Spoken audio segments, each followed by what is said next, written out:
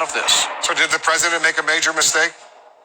I think that he got bad advice. I think that basically, even though he let John Bolton go, this is John Bolton. John Bolton's clapping and jumping up and down and rubbing his hands together. Really, as part of this whole recipe, the administration, mainly at John Bolton's behest, tore up the Iran agreement, placed a significant and severe embargo on Iran, and then killed one of their major generals.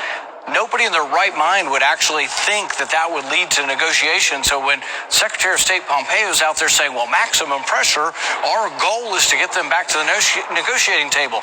No naive child would believe that. You would have to be brain dead to believe that we tear up the agreement, we put an embargo on you, and we kill your major general, and they're just going to crawl back to the table and say, what do you want, America?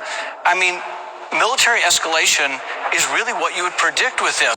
All right, Hey guys, good morning from Connecticut here. It's Daryl. It's about 8 o'clock a.m. Still doing my sit-ups before I start my business day.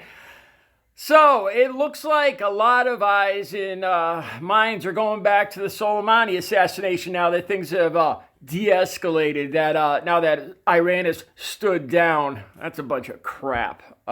Trump saying that Iran is standing down.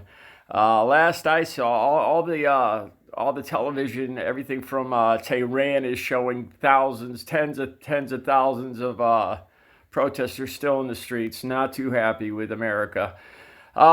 This is interesting. Rand Paul, usually one of Trump's biggest cheerleaders, not only is he criticizing the hell out of Trump right here, saying that he's pretty much saying right here that Trump has gone down a dead-end street. You know, there's no way that Trump was saying yesterday in his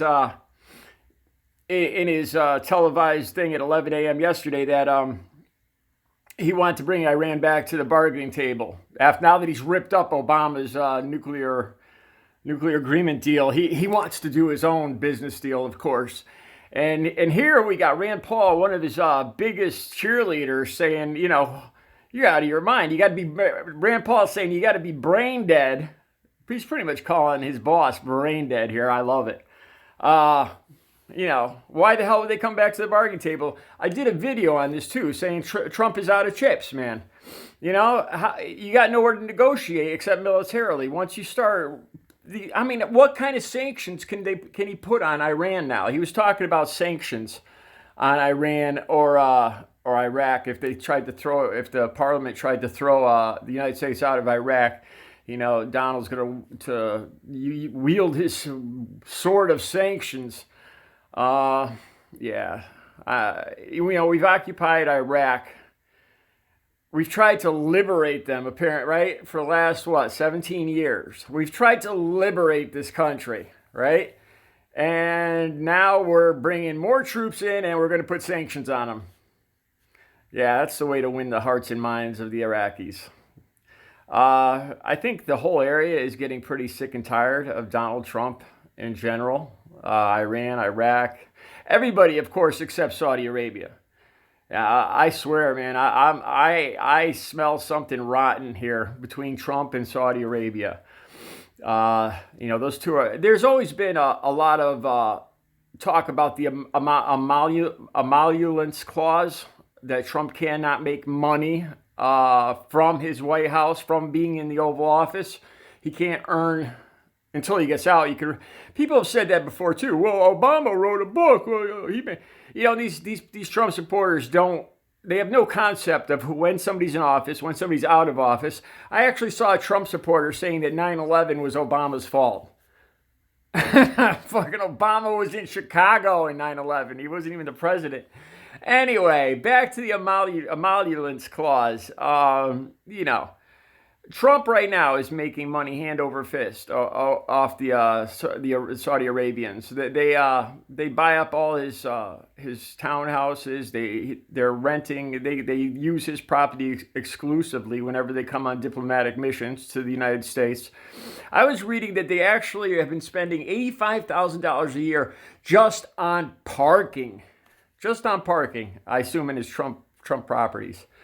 So he's got a way too cozy relationship with Saudi Arabia right now. Some would say illegal. But yeah, okay, back to Rand Paul. So Rand Paul is saying that Trump is out of his mind if he thinks he's going to be able to leverage the Iranians right now after killing their general and ripping up the nuclear agreement. And all the already we've got sanctions pretty much up to yin yang as far as trying to stop them from selling oil. I have no idea what other sanctions that Trump thinks he's going to use to leverage them. The other interesting thing about Rand Paul, him and another Utah senator, I can't remember the senators' names. They were very disappointed with the briefing on Soleimani's death and as to the reasoning of it. They said it was just stuff you would see on TV. Their private briefing for the senators as to what the intel was for the Soleimani assassination. Even the Republican senators came out of this meeting saying, "What the fuck was that? That didn't tell us nothing." Now, when you got Republican senators saying that, man, and why? I'm telling you, man, I got a gut feeling it goes back to Saudi Arabia and Trump putting our guys in there, our soldiers in, basically as security guards, as hired guns to protect Saudi oil fields. I think the hit on Soleimani, I think it was set up, man. I think he was ambushed. It was prearranged. Soleimani went there with the intention of trying to broker a peace deal, and he was subsequently killed right on the tarmac as soon as he put his feet out there. Yeah, and I'm wondering if Trump. I think Trump knew this all along. I think he and Saudi Arabia set up this hit. And, Saudi Arabia wanted Soleimani dead because Soleimani was one of the leaders of the Houthi militia, the Shiite Houthis, that were doing drone strikes on Saudi Arabia's oil fields. It all connects, man. It all connects. I'm telling you. Saudi Arabia and Donald Trump together on this assassination. I think also Trump had something to fear that if Soleimani continued to school the Houthi rebels with the drones and whatnot, eventually some U.S. troops would end up getting hurt. And there'd be a lot of questions as to why the hell there's U.S. troops guarding Saudi oil fields. I think that's what Trump feared the most. Once U.S. troop lives were started, if one of these drones killed a U.S. serviceman, which sooner or later probably would, they were in harm's way. Trump put them in harm's way. People would start asking, what are these troops even doing in Saudi Arabia? Defending Saudi oil fields. Especially, the U.S. is supposedly self-sufficient with oil, so it's not even our oil. Not our money, not our fight, not our religion, not our anything. What the hell are our troops doing there in harm's way? Supposedly, I heard the number 7,000 troops in Saudi Arabia. So I think he was trying to avoid that. Because once any of those troops got hurt by these Saudi drones, these Houthi drones going for the oil fields, if and when it ever happened, people would be asking a lot of questions, a lot more questions. So he took Soleimani out, hoping to slow down the drone strikes, helping his buddy the Saudis out. Makes sense to me, man. That's my theory. All right, guys. I'll talk to you later.